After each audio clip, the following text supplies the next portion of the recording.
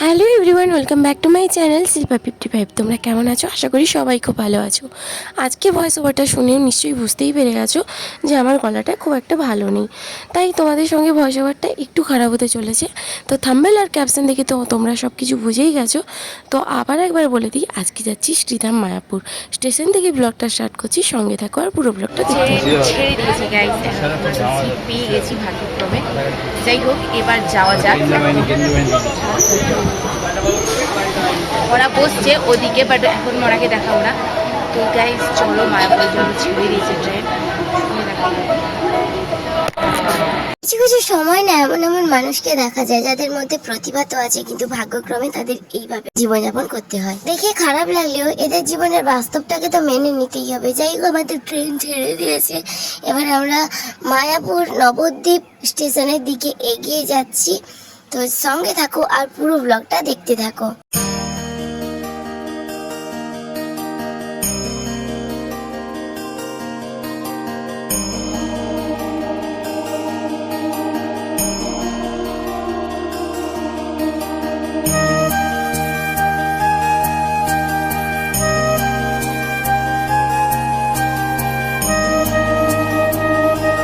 আমরা এই ট্রেন ধরে চলে এলাম নবদ্বীপ ধাম। সাইনবোর্ডটা তো তোমরা দেখতেই পেলে। এবার আমরা যাব নদিয়া থেকে মায়াপুর নদী পেরিয়ে। আমরা এবার নদী পেরাবো, তার জন্য স্টেশন থেকে গিয়ে যাচ্ছি ভ্যাসেলে উঠবো। তাই তো সঙ্গে থাকো আর পুরো ব্লগটা দেখতে থাকো কি কি হয়।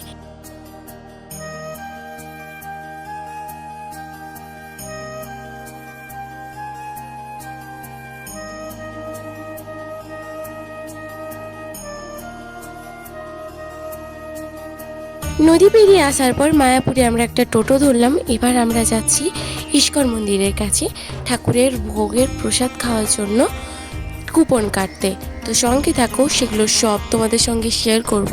আর ভোগের প্রসাদে কি খাওয়ালো সেসবও তোমাদের সঙ্গে শেয়ার করব। তো সঙ্গে থাকো আর পুরো ব্লগটা দেখতে থাকো। রাস্তায় যেতে যেতে সেখানে পৌঁছানো মাত্রই এত সুন্দর সুন্দর মন্দির কিন্তু আমরা দেখতে পাচ্ছিলাম। বিকেলে তোমাদের সমস্তটা ঘোরাবো, তো পুরো ব্লগটা দেখতে থাকো।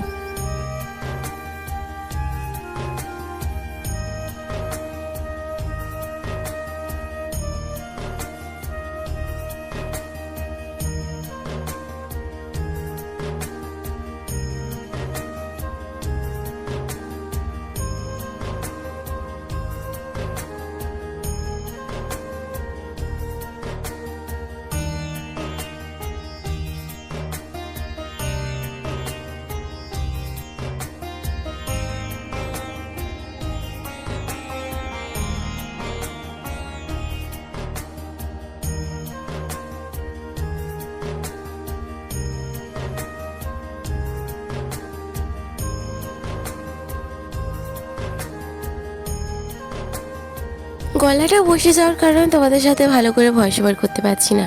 তো এই হলো ইস্কন মন্দির, যেটা দেখে আমরা সবাই মায়াপুরের দিকে আবেগ নিয়ে, ভালোবাসা নিয়ে, ঠাকুরের প্রতি প্রেম নিয়ে ছুটে যাই।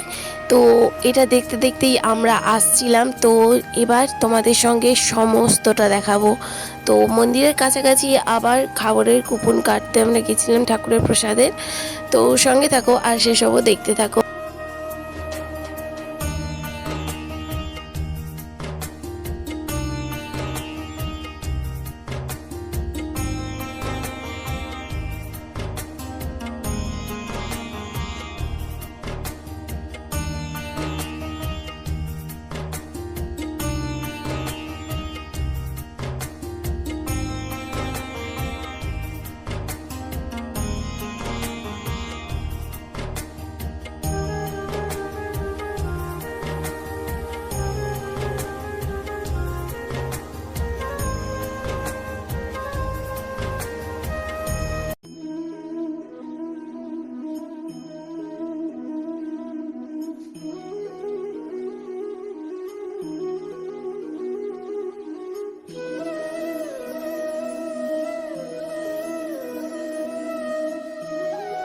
তো চলে এসেছিলাম ঠাকুরের প্রসাদের কুপন কাটার জন্য। আর এখানে দিদিভাই তার বান্ধবীকে ভিডিও কল করে মন্দির দেখাচ্ছিল, সেটাও তোমাদের সঙ্গে শেয়ার করলাম।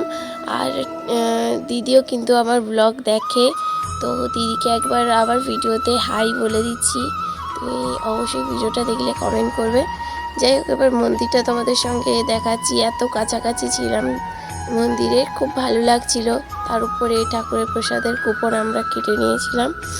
এরপর দাঁড়িয়েছিলাম লাইনে প্রসাদ খাওয়ার অপেক্ষায়, তো সেসবও তোমাদের সঙ্গে দেখাবো। তো সঙ্গে থাকো আর ভিডিওটা পুরো দেখতে থাকো।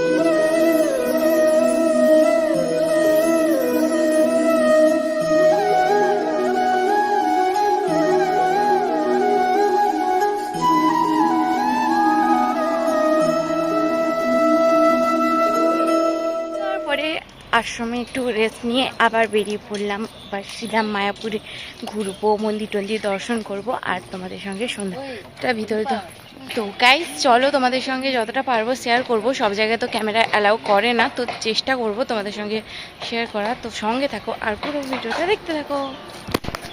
আমরা মায়াপুর এশিয়া গুরুদেবের আশ্রমেই ছিলাম, সৎসঙ্গ বিহার। রাতটা ছিলাম সেই দিন। আর সামনেই ছিল একদম মায়াপুর চৈতন্য মঠ। আর এটাও তোমাদের সঙ্গে শেয়ার করেছি, তবে শেষের দিকে। সঙ্গে থাকো আর সবকিছুই তোমরা দেখতে পাবে। আর এই যে গাছটা দেখছো, আমরা টোটো ধরে এখন এলাম। এই গাছটা হচ্ছে শ্রী চৈতন্যদেবের ছোঁয়া একটি গাছ। বাকি সমস্ত জায়গায় তোমাদের যেখানে যেখানে ভিডিও করা অ্যালাউ ছিল না, তাও আমি লুকিয়ে তোমাদের সঙ্গে শেয়ার করব বলে আমি ক্যামেরা করে ভিডিও করেছি। তো এগুলোর জন্য তো একটা লাইক তোমাদের থেকে আশা করতেই পারি, তাই না? তো সঙ্গে থাকো আর কি কি দেখলাম সেসব তোমাদের সঙ্গে শেয়ার করছি। তো সঙ্গে থাকো আর দেখতে থাকো। লুকিয়েও ভিডিও করতে হয়েছে অনেক মুশকিলে, তাও করেছি তোমাদের সঙ্গে শুধু শেয়ার করব বলে। তো প্লিজ একটা লাইক, কমেন্ট আর চ্যানেল নতুন হয়ে থাকলে চ্যানেলটাকে প্লিজ সাবস্ক্রাইব করো।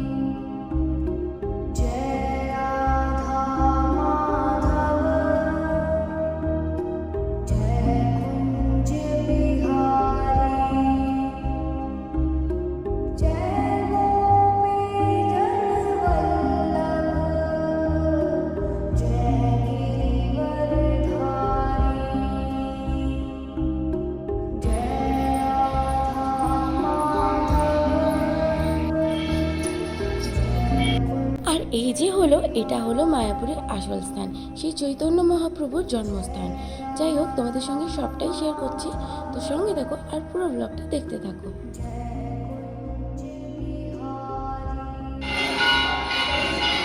আমি নিজে দেখতে পাচ্ছি না পুরো।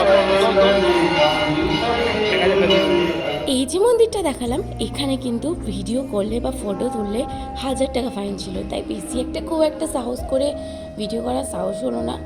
যাই হোক, এবার আমরা একটু খাওয়া দাওয়া করতে চলে এসেছি। ঠাকুরের প্রসাদ খাওয়ার পরে আর তো সেরকম কিছু খাওয়া হয়নি, তাই এখানে এসে একটা ভেজ রোল খেয়ে নিলাম। আর আমাকে কেমন লাগছে, মনার পাশে মুড়ি আর চপ খাচ্ছিল। এবার আমরা যাব ইস্কন মন্দিরে ঠাকুরের দর্শন করতে আরতির সময়। তো ভিতরে তো ক্যামেরা বা ফোন একদমই অ্যালাউ করে না, তাই ওটা তোমাদের সঙ্গে শেয়ার করতে পারলাম না। মন্দিরের বাইরে থেকে তোমাদের যতটুকু পারলাম শেয়ার করলাম। আর এবার আমরা যাব এখান থেকে বেরিয়ে গোপী ড্রেস কিনতে। যাই হোক, আমার গলাটা খুব একটা ভালো নেই, তাই বেশি একটা ভয়েস ওভার করছি না। তোমরা ভিডিওটা কন্টিনিউ দেখতে থাকো, আর অবশ্যই ভালো লাগলে একটা লাইক করে দিবে আর কমেন্ট করে জানাবে কেমন লাগলো।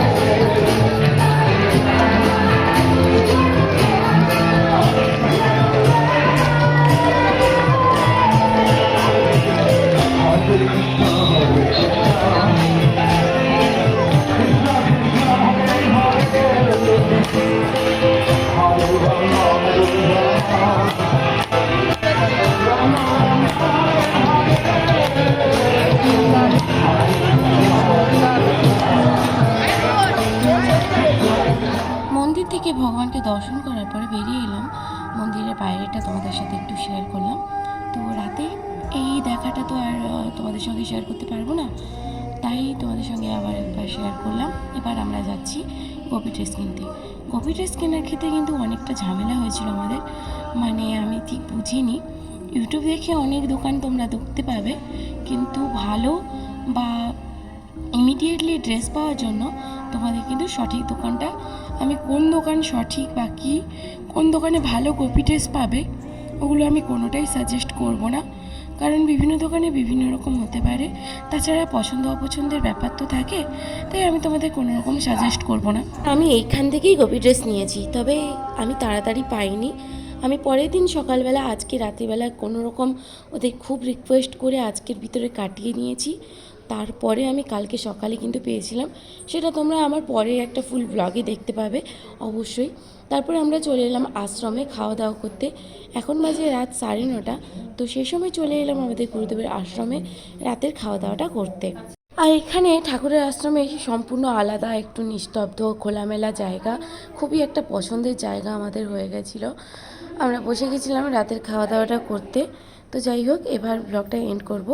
আশা করি তোমাদের ভিডিওটা ভালো লেগেছে। তো ভালো লাগলে জানো তোমরা কী করতে হবে, অবশ্যই like comment share and subscribe করে দিবে। আর কালকের থেকে আমি মিনি ব্লগগুলো শেয়ার করতে থাকবো, তো অবশ্যই দেখে নিবে। আজকে বড় ব্লগ করছি না, কারণ এডিটিংয়ের টাইম নেই আমার কাছে, সত্যি বলছি। প্রচণ্ড বিজি এখন, তাই এডিটিংটা করছি না। যাই হোক, তোমাদের সঙ্গে এখানেই ভিডিওটা এন্ড করছি। অবশ্যই তোমরা কিন্তু বাকি মিনি ব্লগগুলো দেখে নিবে। আর হ্যাঁ, মায়াপুরের প্রথম দিনের ব্লগটা তোমাদের কেমন লাগলো, কালকে যাব নবদ্বীপ, তো সেসব মিনি ব্লগগুলো তোমাদের সঙ্গে শেয়ার করব। আজকে আছি আমরা গুরুদেবের আশ্রমে। যাই হোক, তোমাদের সঙ্গে সেগুলোও শেয়ার করেছি, তো সঙ্গে থাকো আর বাকি মিনি ব্লগগুলো দেখতে থাকো। দেখা হচ্ছে তোমাদের সাথে নেক্সট কোনো ব্লগে। তো ততক্ষণের জন্য টাটা, গুড নাইট আর টেক কেয়ার।